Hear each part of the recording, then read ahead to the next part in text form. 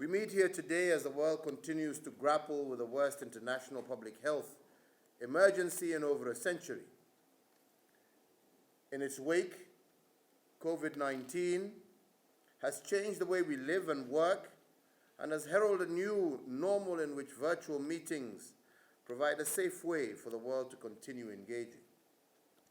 It is my great pleasure to join you, as I have said, for the opening of the 4th Africa Health Agenda International Conference, and I congratulate AMREF Health Africa and the Africa Center for Disease Control and Prevention Africa for using this series of conferences to maintain a momentum on this most critical agenda. The theme of our conference this year, "A Decade for Action, Driving Momentum to Achieve Universal Health Coverage in Africa," has a special significance in Africa and the world.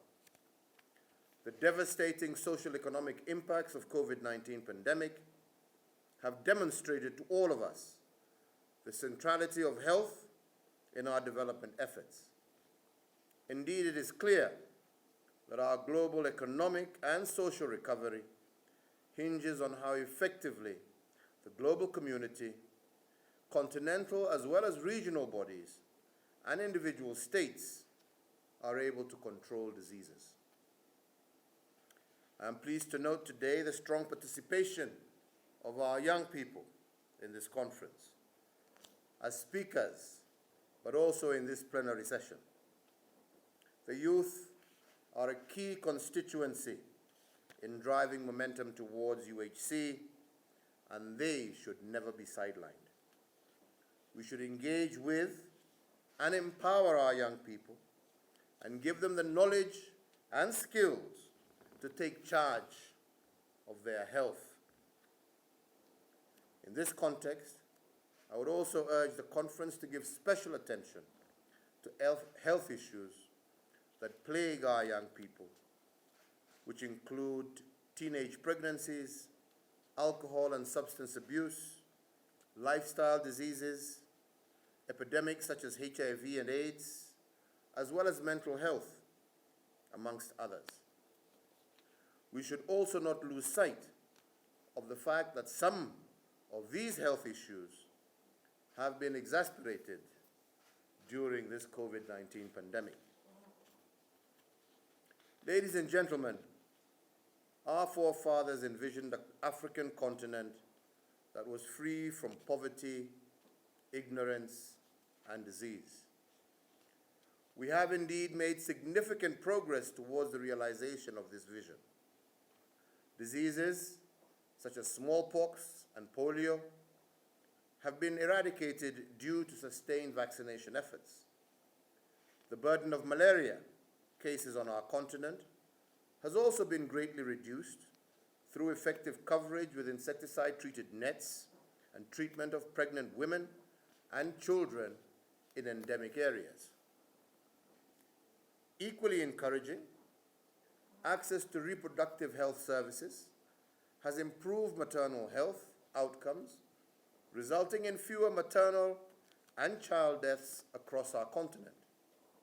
As a result, life expectancy in sub-Saharan Africa has increased from 40 years in the early 1960s to 64 years currently today, albeit with wide variations across our region. However, ladies and gentlemen, there is still plenty that needs to be done to achieve our SDG 3, which entails ensuring healthy lives and promoting the well-being for all at all ages. African countries, including Kenya, continue to suffer from the double burden of disease, which can be drastically reduced with much better health care.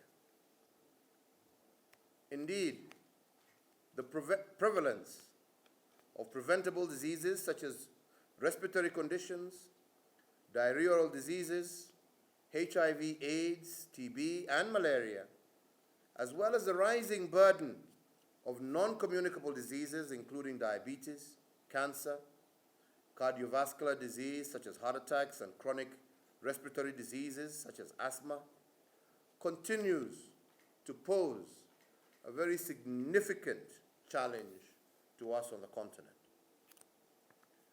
So, ladies and gentlemen, what then should be the Africa Health Agenda for 2021? And this, if we are to achieve, as we have agreed, universal health coverage by the year 2030. I would like at this juncture to propose a few priority areas that I consider should anchor our health policies and programs as we move forward. The first is that we need to give greater priority to primary health care, including maternal and child health services, water sanitation, hygiene. Indeed, during this COVID period, all of us have been amazed by how simple hygiene practices, such as hand washing, introduced during this response to this pandemic, have reduced diarrheal and other diseases. The second is to increase access to healthcare services. Currently, about 600 million people across our continent do not have access to adequate health services. To address this, we must make increased investments in physical facilities, medical equipment, drugs, as well as trained personnel. In Kenya, we have equipped nearly 100 hospitals with advanced medical equipment in operating theaters, radiology, renal units, and intensive care units. We have also started a rollout of 24 primary healthcare facilities in the informal settlements of our capital city, Nairobi, where millions have little access to healthcare services. The third is that we need to make healthcare much more affordable. Many families on the African continent resort to selling off family assets in order to pay for medical care for their loved ones. Currently, at least 15 million people in Africa are pushed into poverty annually because of out-of-pocket healthcare payments. In Kenya, we have partly addressed the problem through the removal of user charges in dispensaries and health centers, as well as through the introduction of free maternity health services. Currently, we are embarking on a national program to ensure universal access to health hospital insurance fund through mandatory enrollment and a full government subsidy for the poor and most vulnerable.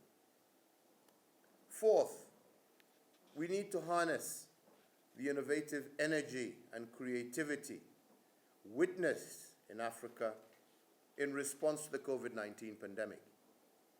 Many African countries are now locally producing protective personal equipment and other medical supplies.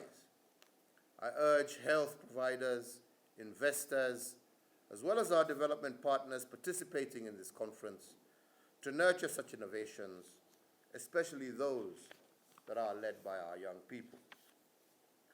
These local level successes in fighting COVID-19 can be a strong foundation for increasing capacities and capabilities for domestic manufacturing of essential medical commodities, drugs, vaccines required in other disease and healthcare situations.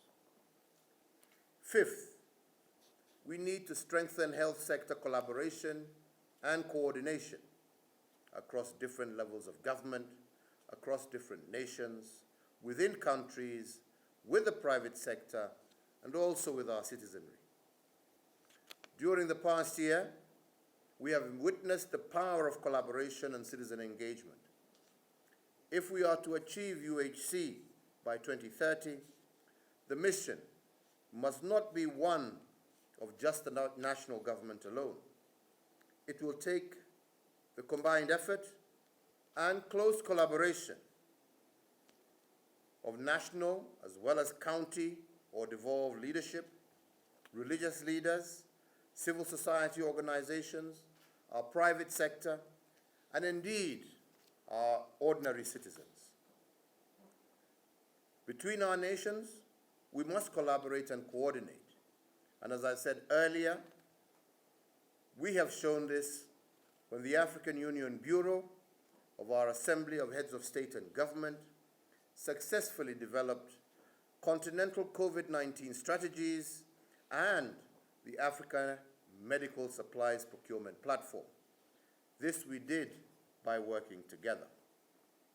Similarly, the unprecedented global response that has enabled us all to develop a framework for confronting the pandemic and to develop vaccines in record time should be harnessed towards securing universal health coverage by 2030. Indeed, I must say that I am a proud African that today our African continent is only weeks behind the developed world in terms of making vaccines available to our citizenry, especially those on the front line. 6, we need to improve health security, and as COVID-19 has demonstrated, our global health systems are indeed vulnerable. A health problem in one country can quickly translate into a global catastrophe. We therefore need to redouble our efforts towards achieving universal health care with a greater focus on public health and a reduction in health inequality. 7, the COVID-19 pandemic has demonstrated that political will and leadership is strongly correlated with successful health responses and a greater resilience in our health systems. And I therefore call upon all leaders on our African continent to give health the highest political commitment and to pursue the attainment of universal health care as a critical driver of social development and economic prosperity. Ladies and gentlemen, I urge us all to reject the pessimism and cynicism that may come from our current circumstances. Instead, let us embrace empowerment that comes from optimism and hope, even in uncertain times. The theme of this conference, the Decade for Action, driving momentum to achieve universal health coverage in Africa, presents all of us with an opportunity to reflect, to learn, and indeed to relearn and to re-examine previously deployed health strategies in terms of their effectiveness. Ladies and gentlemen, the achievement of universal health coverage is a personal priority of mine and my administration. Indeed, it is one of the pillars of my administration's social economic development plan, which we have dubbed the Big Four Agenda, and it is also embedded in our Kenya Vision 2030. As I address you today, as I said earlier, Kenyan health workers are receiving COVID-19 vaccines to ensure that they are safe, even as they continue to battle on the front lines of this pandemic. We could not have achieved this without working closely with all of you, and indeed with all our partners, and for this, I applaud each and every one of you. Finally, ladies and gentlemen, I am informed that this conference will launch a report on the state of UHC in Africa. This review by experts from the continent will tell us how far we have come in the UHC journey and how we can accelerate it. And I personally look forward to receiving the report and to working with all of you to achieve this critical agenda.